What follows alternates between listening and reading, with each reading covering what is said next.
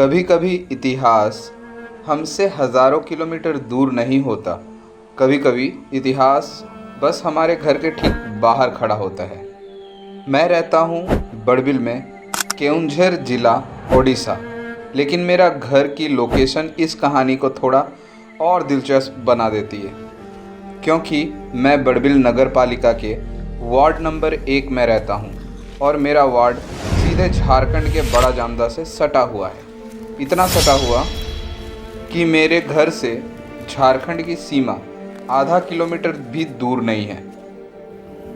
एक तरफ ओडिशा, दूसरी तरफ झारखंड, बीच में बस एक छोटी सी दूरी। लेकिन इस छोटी सी दूरी के पीछे सैकड़ों साल का इतिहास छुपा हुआ है। मैं सुबह घर से निकलता हूँ तो ओडिशा में हूँ और थोड़ी ही देर बाद झारखंड में।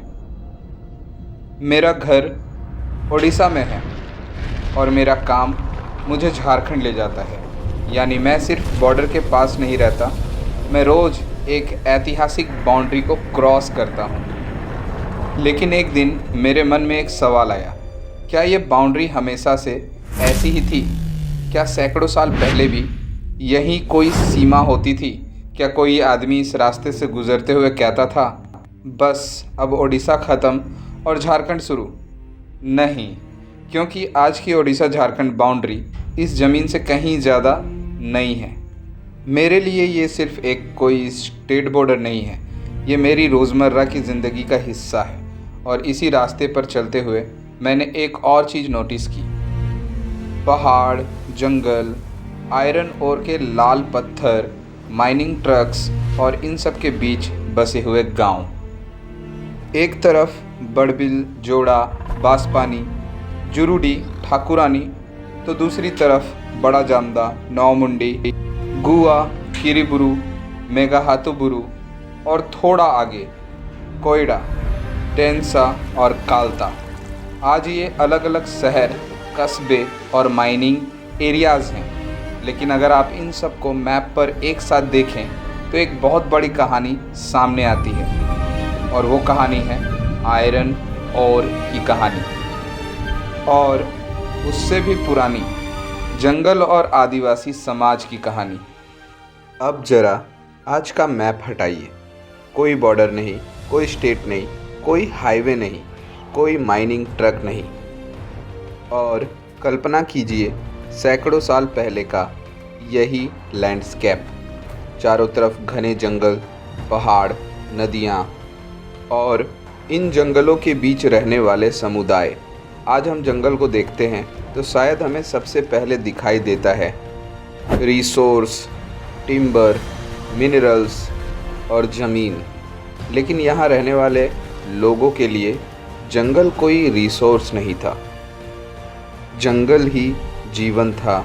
यही भोजन, यही पानी, यही मेडिसिन, यही फ्यूल या ईंधन, यही रास्ते और यही उनकी संस्कृति।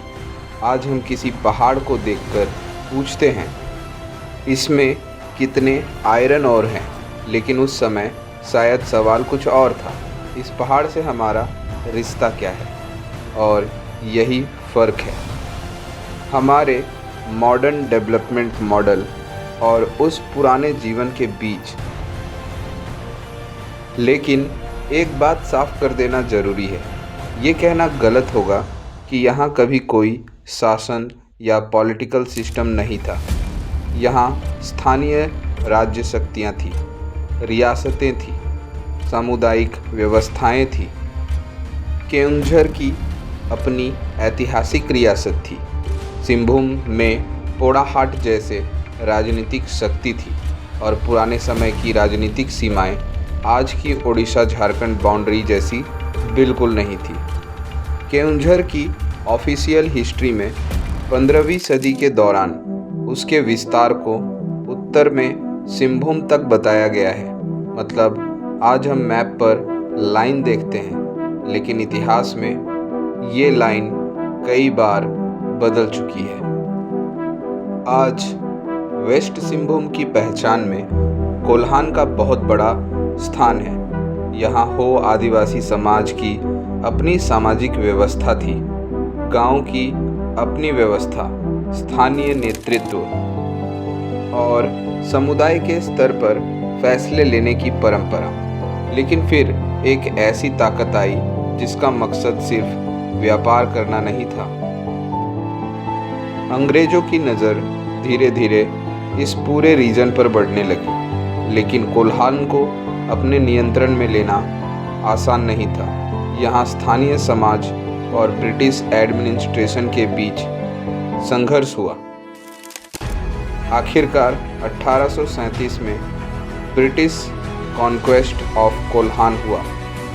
इसके बाद सिंहभूम डिस्ट्रिक्ट का गठन हुआ और चाईबासा उसका हेडक्वार्टर्स बना। वेस्ट सिंहभूम की ऑफिशियल हिस्ट्री भी 1837 को इस एडमिनिस्ट्रेटिव बदलाव का निर्णायक वर्ष बताती है और यहीं से इस ज़मीन को देखने का तरीका बदलने लगा। और अब यहाँ से जंगल सिर्फ जंगल नहीं था, अब ज़मीन का रिकॉर्ड था, अब एडमिनिस्ट्रेटिव बाउंड्री थी, अब शासन की नई व्यवस्था आ चुकी थी, अब मैप था। और आने वाले दशकों में इस लैंडस्केप की एक और चीज़ों की कीमत तेज़ी से बढ़ने वाली थी, वो थी आयरन और। अगर इस पूरे इलाके की आधुनिक कहानी को एक शब्द में समेटना हो तो शायद वह शब्द होगा लोहा।